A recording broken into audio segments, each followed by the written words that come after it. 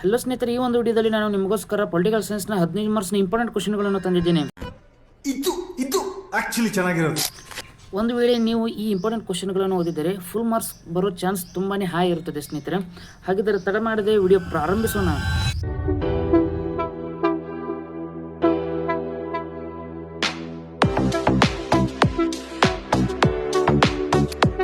ಸ್ನೇಹಿತರೆ ನೋಡಿ, ಇಲ್ಲಿ ಪೊಲಿಟಿಕಲ್ ಸೈನ್ಸ್ನ 15 ಮಾರ್ಕ್ಸ್ ಇಂಪಾರ್ಟೆಂಟ್ ಕ್ವಶನ್ಗಳನ್ನು ಚಾಪ್ಟರ್ ವೈಸ್ ನಾನು ನೀಡ್ತಾ ಇದ್ದೇನೆ.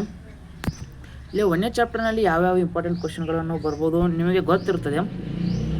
ಅದರಲ್ಲೂ ಇಂಪಾರ್ಟೆಂಟ್ ಕ್ವಶನ್ಗಳು ಮೇನ್ ಆಗಿ ಯಾವುದೊಂದು ಡಿಸ್ಕಷನ್ ಮಾಡೋಣ ಬನ್ನಿ. 1ನೇದು ಸ್ನೇಹಿತರೆ, ಪ್ಲೇಟೋನ ನ್ಯಾಯ ಸಿದ್ಧಾಂತವನ್ನು ಕುರಿತು ವಿವರಿಸಿ. ಪ್ಲೇಟೋನ ನ್ಯಾಯ ಸಿದ್ಧಾಂತದ ಇದೆಯಲ್ವಾ, ಅದು ತುಂಬಾ ಅಂದರೆ ತುಂಬಾ ಇಂಪಾರ್ಟೆಂಟ್ ಆಗುತ್ತದೆ. ಪ್ಲೇಟೋನ ಜೀವನ ಚರಿತ್ರೆ, ಒಂದು ವೇಳೆ ಅದು 5 ಮಾರ್ಕ್ಸಿಗೆ ಬಂದರೆ ಬರ್ಬೋದು, ಆತನ ಕೃತಿಗಳು ಮತ್ತು ಜೀವನ ಚರಿತ್ರೆ ಅನ್ನೋದು. ಆದರೆ 15 ಮಾರ್ಕ್ಸಿಗೆ ಆತನ ನ್ಯಾಯ ಸಿದ್ಧಾಂತ ತುಂಬ ಇಂಪಾರ್ಟೆಂಟ್ ಆಗುತ್ತದೆ. ಇನ್ನು ಅರಿಸ್ಟಾಟಲ್ನ ಸರ್ಕಾರಗಳ ವರ್ಗೀಕರಣವನ್ನು ವಿವರಿಸಿ ಮತ್ತು ವಿಶ್ಲೇಷಿಸಿ. ಸರ್ಕಾರಗಳನ್ನು ವರ್ಗೀಕರಣ ಮಾಡಿದ್ದಾರಲ್ವಾ, ಶುದ್ಧ ಸರ್ಕಾರ, ಅಶುದ್ಧ ಸರ್ಕಾರ ಮತ್ತು ಸ್ವಾರ್ಥ ಸರ್ಕಾರ, ಜನಕಲ್ಯಾಣ ಸರ್ಕಾರ, 6 ರೀತಿಯಾಗಿ ವರ್ಗೀಕರಣ ಮಾಡಿದ್ದಾರಲ್ವಾ, ಅದು ಇಂಪಾರ್ಟೆಂಟ್ ಆಗುತ್ತದೆ. ನಾನು ಇಲ್ಲಿ ಆನ್ಸರ್ಗಳನ್ನು ಹೇಳುತ್ತಾ ಕೊಂಡಿರೋದಿಲ್ಲ, ಏಕೆಂದರೆ ಸಮಯ ತುಂಬ ಹಿಡಿತದೆ. ನಿಮ್ಮ ಕಡೆ ಆಲ್ರೆಡಿ ನೋಟ್ಸ್ ಇರುತ್ತದೆ. ಒಂದು ವೇಳೆ ನಿಮಗೆ ನೋಟ್ಸ್ ಇರಲಿಲ್ಲ ಅಂದರೆ ನಾನು ಡಿಸ್ಕ್ರಿಪ್ಷನಲ್ಲಿ ಲಿಂಕ್ ಕೊಟ್ಟಿದ್ದೇನೆ, ಕಮ್ಯುನಿಟಿ ಲಿಂಕ್, ಅಲ್ಲಿ ಜಾಯ್ನ್ ಆಗಿ ಅಲ್ಲಿ ಎಲ್ಲ ಥರ ನೋಟ್ಸ್ಗಳನ್ನು ಹಾಕಿದ್ದೇನೆ. ಸಂಪೂರ್ಣ ಚಾಪ್ಟರ್ ವೈಸ್ ಎಲ್ಲ ನೋಟ್ಸ್ಗಳನ್ನು ಹಾಕಿದ್ದೇನೆ. ಅದರಲ್ಲಿ ಇಂಪಾರ್ಟೆಂಟ್ ಯಾವುದು ನಾನು ಈಗ ಹೇಳ್ತಾ ಇದ್ದೇನಲ್ವ, ಇವುಗಳನ್ನು ನೀವು ಫೋಕಸ್ ಮಾಡಿ ಓದಿ, ಆ ನೋಟ್ಸ್ನಲ್ಲಿ ಸಾಕು. ಇನ್ನು ಅರಿಸ್ಟಾಟಲ್ನ ಪ್ರಕಾರ ಕ್ರಾಂತಿಯ ಕಾರಣಗಳು ಮತ್ತು ಪರಿಹಾರಗಳನ್ನು ವಿವರಿಸಿ. ಇದು ತುಂಬಾ ಇಂಪಾರ್ಟೆಂಟ್ ಸ್ನೇಹಿತರೆ. ಕ್ರಾಂತಿಯ ಕಾರಣಗಳು 10 ಪಾಯಿಂಟ್ಗಳಿವೆ, ಪರಿಣಾಮಗಳು ಸಹ 10 ಪಾಯಿಂಟ್ಗಳಿವೆ. ಅವುಗಳೆಲ್ಲವನ್ನು ನೋಡಿಕೊಳ್ಳಿ ನೀವು. ಕ್ರಾಂತಿಯ ಕಾರಣಗಳು ಏನಿರುತ್ತವಲ್ವಾ, ಈಗ ಎಕ್ಸಾಂಪಲ್ಗೆ ಚುನಾವಣೆ ಅಕ್ರಮಗಳು ಕಾರಣ ಅಂತ ತಿಳ್ಕೊರಿ. ಪರಿಣಾಮಗಳು ಕೇಳ್ತಾರೆ. ಈಗ ಪರಿಹಾರ ಕ್ರಮಗಳನ್ನು ಕೇಳಿದರೆ ಇಲ್ಲಿ ನೋಡಿ, ಇಲ್ಲಿ ಏನಂತ ಆಗುತ್ತದೆ, ಚುನಾವಣೆ ಅಕ್ರಮಗಳು ಕಾರಣ ಆದರೆ ಪರಿಹಾರಗಳಲ್ಲಿ ಚುನಾವಣಾ ಅಕ್ರಮಗಳನ್ನು ತಡೆಯುವುದು. ಈ ರೀತಿಯಾಗಿ ಅದನ್ನೇ ಸ್ವಲ್ಪ ಉಲ್ಟಾ ಮಾಡಿ ಬರೆದು ಬಿಡುವುದು. ಪರಿಹಾರಗಳಲ್ಲಿ ಕೆಲವೊಂದು ಮಾತ್ರ ಎಷ್ಟಷ್ಟು ಸೇರಿಸಬೇಕಾಗುತ್ತದೆ. ಏಕಾಏಕಿ ಹಿಂಬಡ್ತಿ ಮತ್ತು ಮುಂಬಡ್ತಿಗಳನ್ನು ತಡೆಯುವುದು, ಇಂಥ ಒಂದು 5-6 ಪಾಯಿಂಟ್ಗಳಿವೆ, ಅವುಗಳನ್ನು ಮಾತ್ರ ಎಷ್ಟಷ್ಟು ಸೇರಿಸಬೇಕಾಗುತ್ತದೆ ಪರಿಹಾರಗಳಲ್ಲಿ. ಉಳಿದೆಲ್ಲವೂ ಕಾರಣಗಳನ್ನೇ ಸ್ವಲ್ಪ ಉಲ್ಟಾ ಮಾಡಿ ಬರೆಯುವುದು, ಅದರ ವಿರುದ್ಧವಾಗಿಯೇ ಪರಿಹಾರಗಳಲ್ಲಿ ಬರೆಯುವುದು. ಇನ್ನು ಘಟಕ ನೋಡಿ, ಘಟಕ 1ರಲ್ಲಿ ಈ 3 ಕ್ವಶನ್ಸ್ ತುಂಬಾ ಇಂಪಾರ್ಟೆಂಟ್ ಆಯಿತು 15 ಮಾರ್ಕ್ಸಿಗೆ. ಇನ್ನು ಘಟಕ 2ರಲ್ಲಿ ಅಕ್ವಿನಾಸ್ನ ಕಾನೂನುಗಳ ವರ್ಗೀಕರಣ, ಮಿಸ್ಟೇಕ್ ಆಗಿದೆ ಇಲ್ಲಿ, ಕಾನೂನುಗಳ ವರ್ಗೀಕರಣ ಇದೆ ಅಲ್ವಾ, ಅದು ತುಂಬಾ ಇಂಪಾರ್ಟೆಂಟ್ ಆಗುತ್ತದೆ. ಕಾನೂನು ವರ್ಗೀಕರಣ ಅದು ಸ್ವಲ್ಪ ನೋಟ್ಸ್ ಶಾರ್ಟ್ ಇದೆ, ಆದರೆ ಅದು ತುಂಬಾ ಇಂಪಾರ್ಟೆಂಟ್. 15 ಮಾರ್ಕ್ಸಿಗೆ ಕೇಳ್ತಾರೆ, ಅದನ್ನು 10 ಮಾರ್ಕ್ಸಿಗೆ ಬರ್ತದೆ ಅಂದ್ಕೊಳ್ಬೇಡಿ. 10 ಮಾರ್ಕ್ಸಿಗೆ ಬಂದರೆ ಬರ್ಬೋದು, 15 ಮಾರ್ಕ್ಸಿಗೂ ಸಹ ಬಂದರೆ ಬರ್ಬೋದು, ಅದು ಇಂಪಾರ್ಟೆಂಟ್.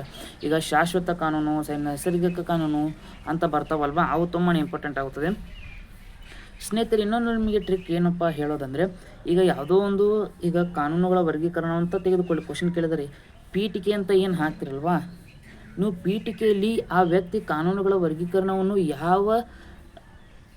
ಯಾವ ಪುಸ್ತಕದಲ್ಲಿ ಬರೆದಿದ್ದಾನೋ ಆ ಪುಸ್ತಕದ ಹೆಸರನ್ನು ಮೆನ್ಷನ್ ಮಾಡಿ. ಇದರಿಂದ ಅವರು ನಿಮ್ಮ ವಿವರಣೆಯನ್ನು ನೋಡೋದಕ್ಕೇ ಹೋಗೋದಿಲ್ಲ.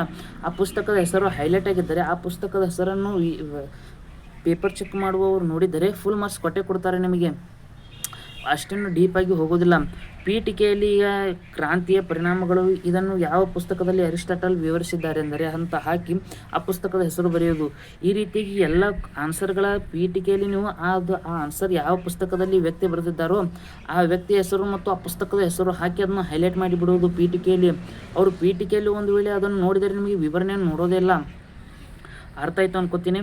ಇನ್ನು ದ ಪ್ರಿನ್ಸ್ ಗ್ರಂಥದಲ್ಲಿ ಮಕವಲಿಯ ರಾಜಕೀಯ ಚಿಂತನೆಗಳನ್ನು, ಇದು ಸಹ ಇಂಪಾರ್ಟೆಂಟ್ ಆಗುತ್ತದೆ, ಇದನ್ನು ಸಹ ಓದಿಕೊಳ್ಳಿ 15 ಮಾರ್ಕ್ಸಿಗೆ. ಇನ್ನು ಹಾಬ್ನ ಸಾಮಾಜಿಕ ಒಪ್ಪಂದದ ಸಿದ್ಧಾಂತವನ್ನು ವಿವರವಾಗಿ ಚರ್ಚಿಸಿ. ಈಗ ಸಾಮಾಜಿಕ ಸಿದ್ಧಾಂತದಲ್ಲಿ 2 ಇವೆ, ಒಂದು ಹಾಬ್ಸ್ನ ಒಂದು, ಇನ್ನೊಂದು ಜಾನ್ ಲಾಕ್ದು. ಎರಡೂ ಸ್ವಲ್ಪ ಒಂದೇ, ಏನದು ನೈಸರ್ಗಿಕ ಸ್ಥಿತಿಯಿಂದಲೇ 2 ಸಿದ್ಧಾಂತಗಳು ಆರಂಭ ಆಗುತ್ತವೆ. ಆದರೆ ಮುಂದೆ ಹೋದಂತೆ ಇದು ಸ್ವಲ್ಪ ಬೇರೆ ಆಗುತ್ತದೆ, ಇದು ಸ್ವಲ್ಪ ಬೇರೆ ಆಗುತ್ತದೆ, ನಿಮಗೆ ಗೊತ್ತೇ ಇರುತ್ತದೆ. ನೀವು ಆನ್ಸರನ್ನು ಮಾತ್ರ ಮಾಡಿಬಿಡಿ, ಅದನ್ನು ಯಾರು ಹೇಳಿದ್ದಾರೆ ಎಂದು ಸಹ ನೋಡಿಕೊಂಡು ಹೋಗಿ. ಕೆಲವೊಂದು ಬಾರಿ ಕನ್ಫ್ಯೂಸ್ ಹಿಡಿತದೆ, ಹಾಬ್ಸ್ ಒಂದು ಯಾವುದು, ಲಾಕೊಂದು ಯಾವುದು. ಯಾಕಂದರೆ ಇವರು ನಮ್ಮ ದೇಶದವರು ಅಲ್ಲ, ಬೇರೆ ದೇಶದವರು ಆಗಿರೋದ್ರಿಂದ ಹೆಸರು ಕನ್ಫ್ಯೂಸ್ ಹಿಡೋದು ಸಹಜ ಸ್ನೇಹಿತರೆ, ನಮಗೂ ಗೊತ್ತಾಗ್ತದೆ. ಆದ್ದರಿಂದ 2 ವ್ಯಕ್ತಿಗಳ ಹೆಸರನ್ನು ನೆನಪಿಟ್ಟುಕೊಂಡು ಅದರ ಜೊತೆಗೆ ಆನ್ಸರನ್ನು ಮಾಡಿ. ಕೇವಲ ಆನ್ಸರನ್ನು ಮಾಡಿದರೆ ಹಾಬ್ಸ್ನ ಕ್ವಶನ್ ಕೇಳಿದಾಗ ನೀವು ಲಾಕ್ನ ಆನ್ಸರ್ ಬರೆದು ಬಿಡ್ತೀರಿ ಕೆಲವೊಂದು ಬಾರಿ, ಮತ್ತು ಕೆಲವೊಂದು ಬಾರಿ ಲಾಕ್ನ ಕ್ವಶನ್ ಕೇಳಿದಾಗ ಹಾಪ್ಸ್ನ ಸಾಮಾಜಿಕ ಒಪ್ಪಂದ ಆನ್ಸರ್ ಬರೆದು ಬಿಡ್ತೀರಿ. ಹೀಗಾಗೋ ಚಾನ್ಸಸ್ ತುಂಬಾ ಇರ್ತದೆ. ಸ್ವಲ್ಪ ಕೇರ್ಫುಲ್ಲಾಗಿ ಓದಿಕೊಂಡು ಹೋಗಿ. ಎರಡೂ ಸಾಮಾಜಿಕ ಸಿದ್ಧಾಂತಗಳನ್ನು ಮಾಡಿ. ಇವೆರಡೂ ಘಟಕ 3ರಲ್ಲಿ ತುಂಬ ಅಂದರೆ ತುಂಬಾ ಇಂಪಾರ್ಟೆಂಟ್ ಹೇಳ್ತಾ ಇರಿದ್ದೇನೆ. ಇದರಲ್ಲಿ ಎರಡರಲ್ಲಿ ಒಂದಾದರೂ ಕೇಳುವ ಚಾನ್ಸಸ್ ತುಂಬಾ ಇರುತ್ತದೆ ಸ್ನೇಹಿತರೆ. ಇನ್ನು ಲಾಕ್ನ ಸೀಮಿತ ಸರ್ಕಾರದ ಕಲ್ಪನೆಯನ್ನು ವಿಮರ್ಶಾತ್ಮಕವಾಗಿ ಚರ್ಚಿಸಿ, ಇದನ್ನು ಓದಿಕೊಂಡು ಹೋಗಿ. ಆದರೆ ಮೂರನೇದಕ್ಕಿಂತ ಇವೆರಡೂ ತುಂಬಾ ಇಂಪಾರ್ಟೆಂಟ್, ಓದಿಕೊಂಡು ಹೋಗಿ. ಇನ್ನು ಚಾಪ್ಟರ್ 4ನಲ್ಲಿ ಯಾವುದು ಇಂಪಾರ್ಟೆಂಟಪ್ಪ ಅಂದ್ರೆ ನೋಡೋಣ. ಸ್ವಲ್ಪ ಚಾಪ್ಟರ್ 4ನಲ್ಲಿ ಸ್ವಲ್ಪ ಇಂಪಾರ್ಟೆಂಟ್ ಕ್ವಶನ್ ಸ್ವಲ್ಪ ಹೆಚ್ಚಾಗಿ ಬರ್ಬೋದು. ಗ್ರೀನ್ನ ರಾಜಕೀಯ ಕರ್ತವ್ಯಗಳನ್ನು ಅಂದರೆ ರಾಜಕೀಯ ಕರ್ತವ್ಯಗಳು ಅಂದರೆ ರಾಜಕೀಯಕ್ಕೆ ತೋರಬೇಕಾದ ಬಾಧ್ಯತೆಗಳನ್ನೇ ರಾಜಕೀಯ ಕರ್ತವ್ಯಗಳನ್ನು ಗ್ರೀನ್ ಅಂತ ಹೇಳ್ತಾನೆ ಅಂತ ಅರ್ಥವನ್ನು ಹಾಕಿ, ಮೊದಲು ಪೀಠಿಕೆ ಹಾಕ್ತಿರಲ್ವಾ, ಪೀಠಿಕೆ ಅಂತ ಹಾಕಿ ಅರ್ಥ ಅಂತ ಹಾಕಿ ಸ್ನೇಹಿತರೆ. ಇದರಿಂದ ಸ್ವಲ್ಪ ಮಾರ್ಕಸ್ ಬರೋದು ಜಾಸ್ತಿ. ಪೀಠಿಕೆಯಲ್ಲಿ ಗ್ರೀನ್ ಅಂತ ಹಾಕಿ ಅದನ್ನು ಈ ಕರ್ತವ್ಯದ ಬಗ್ಗೆ ಯಾವ ಪುಸ್ತಕದಲ್ಲಿ ವಿವರಿಸಿದ್ದಾನೆ ಅಂತ ಪುಸ್ತಕದ ಹೆಸರು ಸಹ ಹಾಕಿ ಪೀಠಿಕೆದಷ್ಟು ಕುಲ್ಲಾಯಿತು. ಇನ್ನು ಅರ್ಥ ಅಂತ ಹಾಕಿ ಈ ರೀತಿ ಮಾರ್ಕ್ ಹಾಕಿ ಅರ್ಥ 1-2 ಲೈನಲ್ಲಿ ಬರೆಯಿರಿ. ಇನ್ನು ವಿವರಣೆ ಅಂತ ಹಾಕಿ ಆ ಪಾಯಿಂಟ್ ವೈಸ್ ಎಲ್ಲ ಬರ್ಕೊತ ಹೋಗ್ಬಿಡಿ. ನಿಮಗೆ ಆನ್ಸರ್ ಬರೆಯೋದು ಸಹ ಕೊನೆಗೆ ಹೇಳ್ತೀನಿ, ವೇಟ್ ಮಾಡಿ, ಶಾರ್ಟಾಗಿ ಹೇಳ್ಬಿಡ್ತೀನಿ.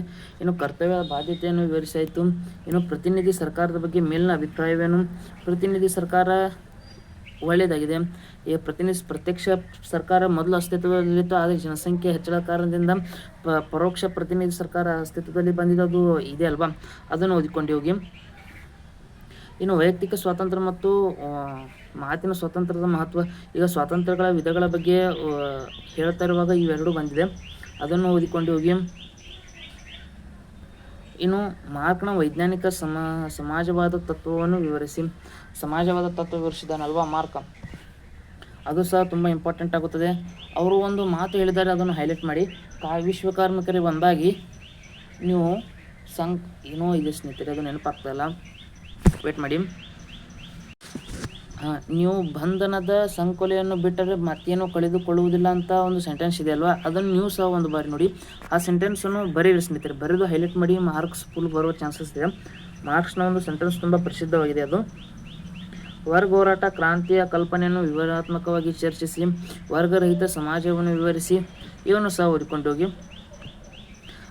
ಅದಕ್ಕಿಂತ ಇಂಪಾರ್ಟೆಂಟ್ ಯಾವುದಪ್ಪ ಅಂದರೆ 1ನೇದು ಸ್ನೇಹಿತರೆ, 2ನೇದು, ಇನ್ನು ಮಾರ್ಕ್ನ 4ನೇದು, ಸಾರಿ 3ನೇದು, ಅದು ಸಹ ಇಂಪಾರ್ಟೆಂಟ್ ಆಗುತ್ತದೆ. ಇನ್ನು 5ನೇದು, ಈ 1ರಿಂದ 5 ಇಂಪಾರ್ಟೆಂಟ್ ಆಗುತ್ತದೆ, ತುಂಬ ಅಂದರೆ ತುಂಬ ಇಂಪಾರ್ಟೆಂಟ್. 6ನೇದು ಸಹ, ಇದನ್ನು ಸಹ ಓದಿಕೊಂಡು ಹೋಗಿ ಸ್ನೇಹಿತರೆ, ಏನಾಗೋದಿಲ್ಲ. ಇದಿಷ್ಟಾಯಿತು ಸ್ನೇಹಿತರೆ 15 ಮಾರ್ಕ್ಸ್ ಕ್ವಶನ್ಸ್. ಮತ್ತು ನಿಮಗೆ 10 ಮಾರ್ಕ್ಸ್ ಕ್ವಶನ್ಸ್ ಬೇಕೆಂದರೆ 10 ಮಾರ್ಕ್ಸ್ ಅಂತ ಕಮೆಂಟ್ ಮಾಡಿ. ಆದಷ್ಟು ಬೇಗನೆ ವಿಡಿಯೋ ಅದನ್ನು ತರ್ತೇನೆ. ಧನ್ಯವಾದಗಳು.